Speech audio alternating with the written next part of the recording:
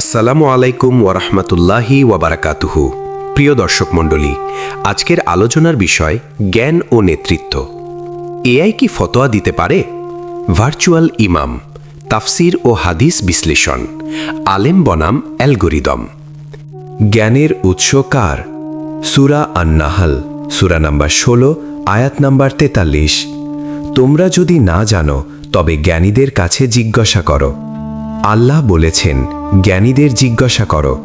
তাহলে আজ আমরা কাকে জিজ্ঞাসা করছি? আলেম নাকি এআই? এআই ভার্সেস ইমান, আপনি কাকে অনুসরণ করবেন? একটা প্রশ্ন, যদি আপনার ইমাম মানুষ না হয়ে এআই হয়, সে কখনো ভুল করবে না। সে সব হাদিস জানে, 1 সেকেন্ডে ফতোয়া দেবে। কিন্তু তার কি আল্লাহর ভয় আছে? এআই জানে নামাজ ফরজ, কিন্তু সে কখনো সিজদায় কাঁদেনি। এআই উত্তর দেয় কিন্তু অনুভব করে না। এআই বলে কিন্তু তওবা করে না।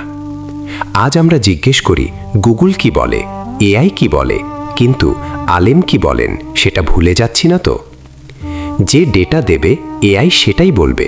ভুল দিলে লাখো মানুষ ভুল শিখবে। একটা মুহূর্ত ভাবুন, রাতে একা, আপনি কাঁদছেন, হে আল্লাহ আমাকে মাফ করুন। এই কান্না, এই অনুভূতি এআই এর নেই। এআই আপনাকে তথ্য দিতে পারে, কিন্তু আল্লাহর সাথে যুক্ত করতে পারে না। আজ নিজেকে জিজ্ঞেস করুন, আপনি কি সত্য খুঁজছেন নাকি শুধু সহজ উত্তর? বলুন, আলহামদুলিল্লাহ, আমি মানুষ।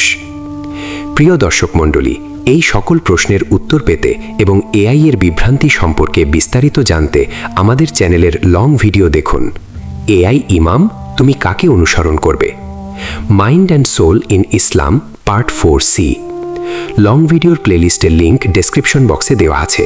আর হ্যাঁ, চ্যানেলটি সাবস্ক্রাইব করতে ভুলবেন না। ভিডিওটি ভালো লাগলে লাইক, শেয়ার এবং কমেন্ট করে জানাবেন। ভালো থাকুন, সুস্থ থাকুন। আল্লাহ হাফেজ। আসসালামু আলাইকুম ওয়ারাহমাতুল্লাহি ওয়াবারাকাতুহু।